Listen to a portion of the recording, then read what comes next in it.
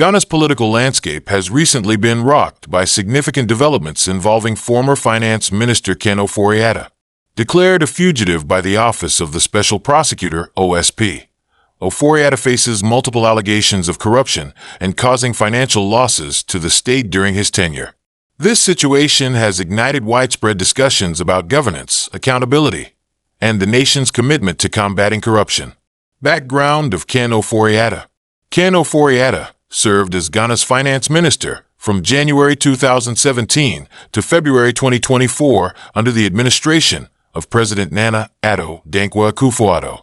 A co-founder of DataBank, one of Ghana's leading investment firms, Ofori Atta was lauded for his financial acumen and was instrumental in implementing several economic policies aimed at stabilizing and growing Ghana's economy.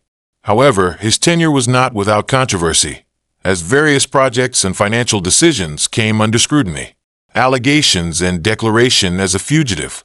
The Office of the Special Prosecutor, led by Kisi Ajiabeng, has accused Ofori Atta of involvement in multiple corruption cases that allegedly caused significant financial losses to the state.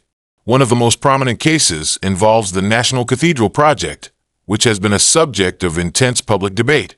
Despite an alleged expenditure of $58 million, £46.6 million of government funds, the project remains incomplete, leading to questions about the management and allocation of resources.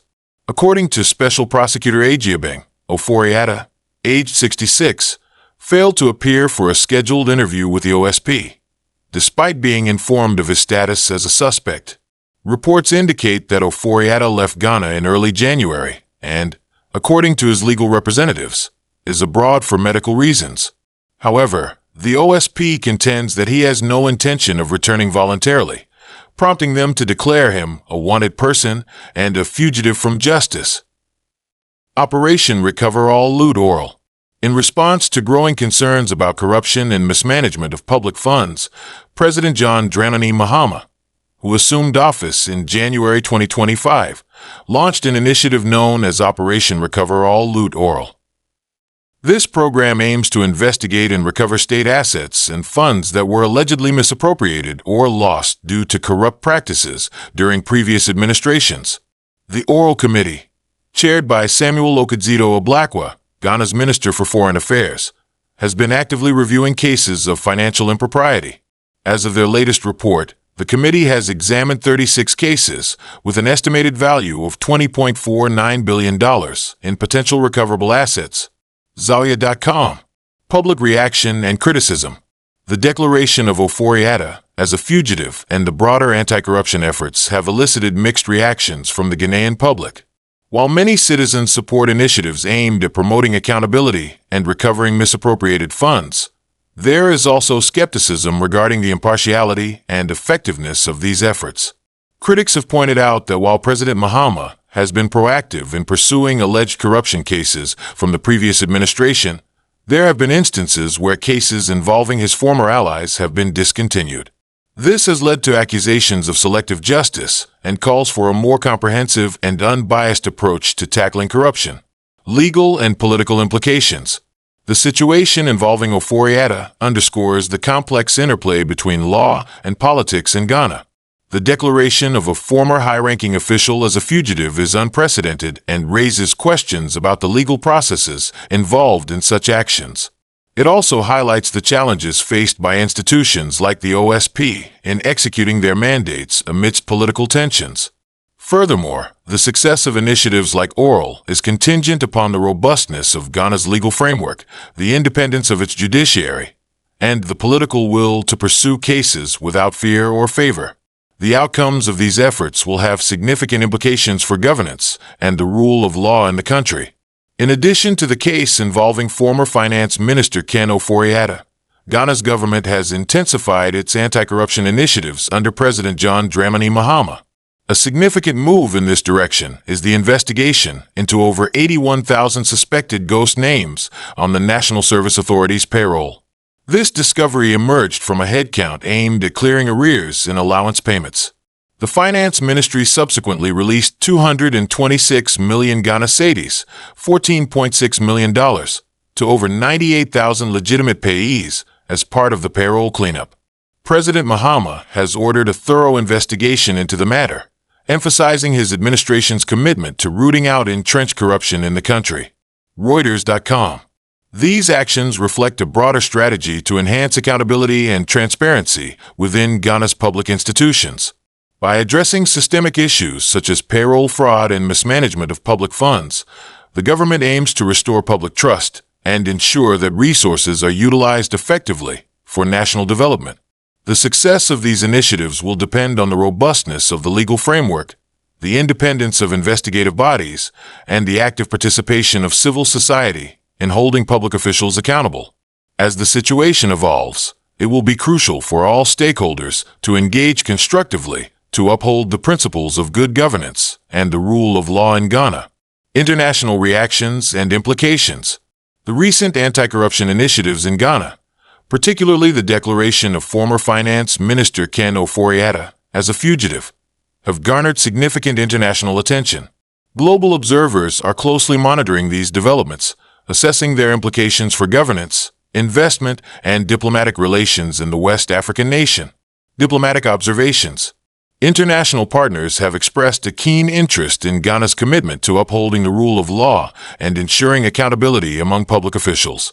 Diplomatic missions in Accra are reportedly engaging with Ghanaian authorities to understand the nuances of the ongoing investigations and to offer support for anti-corruption measures. These engagements underscore the global community's recognition of corruption as a barrier to sustainable development and effective governance. Economic implications. Ghana's reputation as a stable and attractive destination for foreign investment could be influenced by the outcomes of these anti-corruption efforts. Investors often seek assurances of transparency and accountability in the management of public resources. The government's proactive stance in addressing alleged corruption cases may bolster investor confidence, signaling a commitment to creating a fair and predictable business environment. Civil society and public discourse. Within Ghana, civil society organizations and the media play a pivotal role in shaping public discourse around these developments. Advocacy groups are calling for thorough and impartial investigations, emphasizing the need for due process and the protection of human rights. Public forums and discussions have become platforms for citizens to express their views, reflecting a vibrant democratic culture that values transparency and accountability. Despite the Ghanaian government's intensified efforts to combat corruption, several challenges and criticisms have emerged, highlighting the complexities involved in eradicating entrenched corrupt practices. Decline in Corruption Perceptions Index. Ghana's performance on the Global Corruption Perceptions Index, CPI, has recently suffered a setback. The country's score declined from 43 to 42 in the 2024 ranking, marking the first drop in 5 years. This decline indicates persistent challenges in addressing corruption effectively and underscores the need for more robust and sustained anti-corruption measures. Graphic.com.gh. Public distrust in anti-corruption institutions.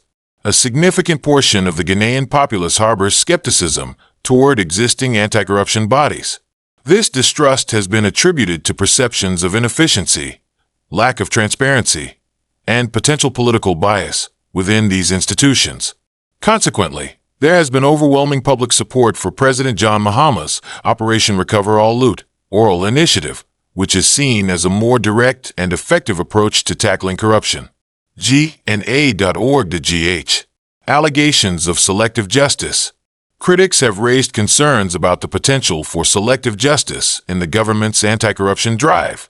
While high-profile figures like former Finance Minister Ofori Atta have been declared fugitives and are under investigation, some observers argue that individuals with political affiliations to the current administration may not be subjected to the same level of scrutiny. This perception of bias could undermine the credibility of anti-corruption efforts and erode public trust. Institutional capacity and legal framework.